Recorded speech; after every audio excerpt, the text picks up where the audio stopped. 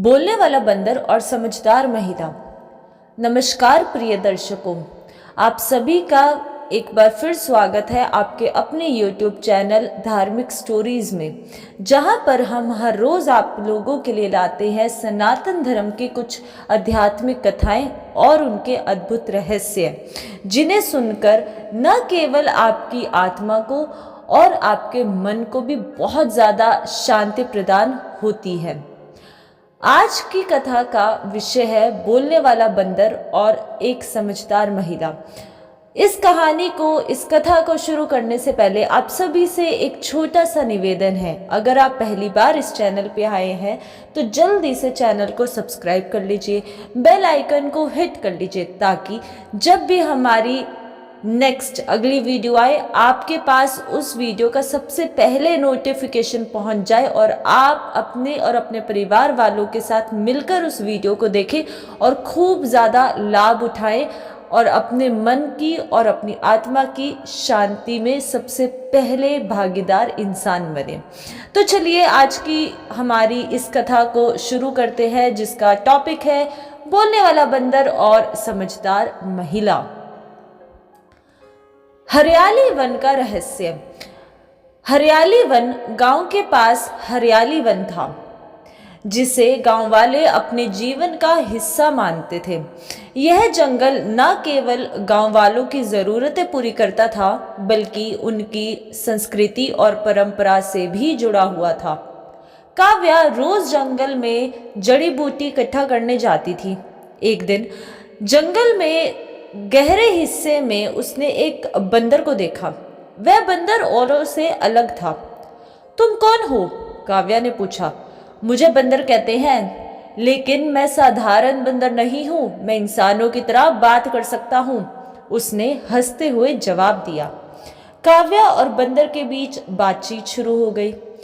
उसने बताया कि वह बंदरू है और उसे बोलने की यह क्षमता एक बूढ़े ऋषि से मिली है, जिसने उसे इंसानों से संवाद करने और उनकी मदद करने का आशीर्वाद दिया था। काव्या और बंदरू के बीच गहरी दोस्ती होने लगी। बंदरू ने काव्या को जंगल की कहानियां सुनाई, कैसे जंगल में हर जीव का अपना महत्व है, कैसे पेड़, नदियां और जीव जंतु एक दूसरे पर निर्भर करते हैं। काव्या ने बंदरू को गांव वालों का संघर्ष के बारे में बताया, कैसे वे अपने खेतों के लिए बारिश पर निर्भर थे, कैसे जंगल की लकड़ी उनकी जरूरतें पूरी करती थी। दोनों ने महसूस किया कि इंसान और प्रकृति को एक दूसरे की बहुत जरूरत है। एक दिन गांव में एक व्यापारी आया। उसने गांव वालों से कहा कि वह जंगल को काटकर वहां एक फैक्ट्री बनाना चाहता है।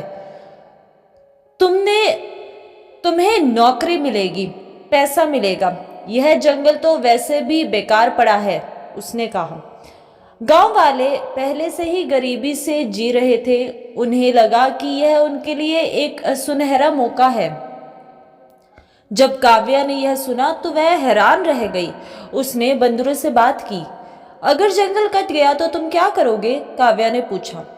जंगल खत्म होगा तो नदियां सूख जाएंगी, जानवर मर जाएंगे और गांव भी बर्बाद हो जाएगा, बंदरू ने गहरी चिंता के साथ कहा। काव्या और बंदरू ने गांव वालों को समझाने की बहुत कोशिश की। यह जंगल हमारा घर है, अगर इसे नष्ट किया गया तो हम सभी बहुत बड़ी मुसीबत में पड़ जाएंगे, काव्या ने कहा। लेकिन गांव वाले पैसे के लालच में थे। उन्होंने काव्या और बंदरू की बातों को नजरअंदाज कर दिया। बंदरू ने जंगल के जानवरों को इकट्ठा किया। उन्होंने मिलकर एक योजना बनाई। जानवरों ने व्यापारी के कैंप को तोड़फोड़ कर दिया। बंदरू ने व्यापारी को डराने के लिए उसकी गाड़ी में नुकसान भी पहुंचाया, लेकिन यह समस्या का हल नहीं था। व्यापारी ने और मजदूर बुला लिए। काव्या ने गांव वालों को समझाने के लिए एक सभा बुलाई। जंगल सिर्फ पेड़ों का समूह नहीं है, यह हमारी धरती है, धरती हमारी श्वास है। अगर इसे काटा गया तो नदियां सूख जाएंगी, मिट्टी बंजर हो जाएगी और हम सबका जीवन खतरे में पड़ जाएगा, उसने कहा। बंदरों ने भी अपनी बात कही। इंसान और जानवर दोनों को एक दूसरे की ज़रूरत है। जंगल नष्ट होगा तो इंसानों की ज़िंदगी भी बर्बाद हो जाएगी। धीरे धीरे गांव वाले काव्य और बंदरों की बात समझने लगे।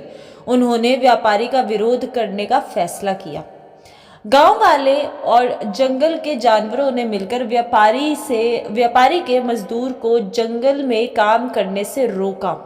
उन्होंने मिलकर जंगल के चारों ओर एक सुरक्षा घेरा बनाया। गांव वालों ने प्रशासन से शिकायत भी की। आखिरकार व्यापारी को अपनी योजना रद्द करनी ही पड़ी। जंगल बच गया। गांव वालों और जानवरों के बीच एक अनोखा रिश्ता बन गया। काव्या और बंदरू की दोस्ती पूरे गांव के लिए मिसाल बन गई। गांव वालों ने यह सीखा कि पैसे से अधिक महत्वपूर्ण है प्रकृति का संरक्षण। नैतिकता, मोरल ऑफ द स्टोरी। प्रकृति के बिना जीवन असंभव है। हमें जंगल, नदियों और वन्य जीवों की रक्षा करनी चाहिए।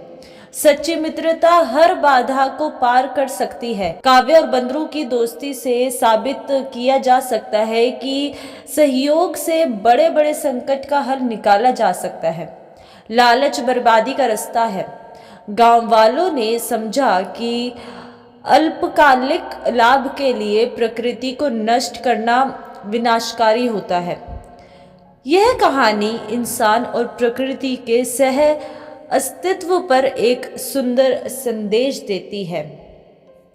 आई होप कि आप सभी को इस कहानी से बहुत अच्छी एक शिक्षा मिली होगी। अब हम मिलते हैं अपनी नेक्स्ट कहानी और अपनी नेक्स्ट कथा में। तब तक के लिए आप सभी अपना और अपने परिवार वालों का और अपने आसपास वालों का बहुत ही ज़्यादा ध्यान रखिए और खुश रहिए।